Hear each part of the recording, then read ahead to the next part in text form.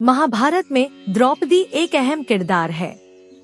द्रौपदी के जीवन और चरित्र को समझना बहुत ही कठिन है। उन्हें तो सिर्फ कृष्ण ही समझ सकते थे।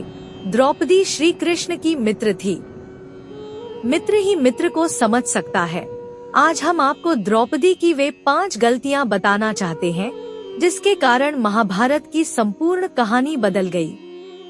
यदि द्रौपदी ये गलतियां नहीं करती तो आज इतिहास कुछ और होता। एक स्वयंवर में कर्ण का अपमान करना।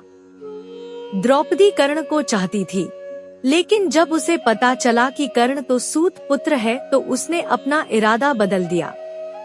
उसने पहली बात तो यह कि कर्ण को स्वयंवर की प्रतियोगिता में भाग नहीं लेने दिया, और दूसरा यह कि उसने कर्ण को बुरी तरह अपमानित किया। यदि वह ऐसा नहीं करती तो परिणाम कुछ और होता।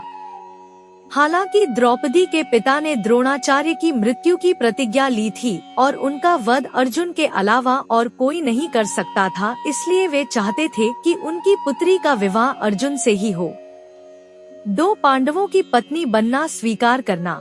अर्जुन ने स्वयंवर की प्रतियोगिता को जीत लिया था, लेकिन किन्हीं भी परिस्थितियों में द्रौपदी यदि 5 पांडवों की पत्नी बनना स्वीकार नहीं करती तो आज इतिहास कुछ और होता। द्रौपदी कुंती के कहने या स्वयंवर के बाद युधिष्ठिर और वेद व्यास जी के कहने पर 5 से विवाह करना स्वीकार किया था। 3 दुर्योधन का अपमान। द्रौपदी ने ही इंद्रप्रस्थ में युधिष्ठिर के राज्याभिषेक के समय दुर्योधन को कहा था, अंधे का पुत्र भी अंधा। बस यही बात दुर्योधन के दिल में तीर की तरह धंस गई थी। यही कारण था कि द्यूतकीड़ा में उनसे शकुनी के साथ मिलकर पांडवों को द्रौपदी को दांव पर लगाने के लिए राजी कर लिया था। द्यूतकीड़ा या जुए के इस खेल ने ही महाभारत के युद्ध की भूमिका लिख दी थी, जहां द्रौपदी का चिरहरण हुआ था। 4 युद्ध के लिए प्रेरित करना।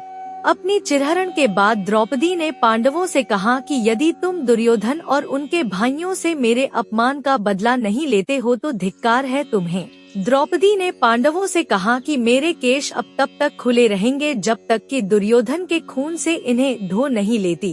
उस समय द्रौपदी ने ऋतु स्नान नहीं था।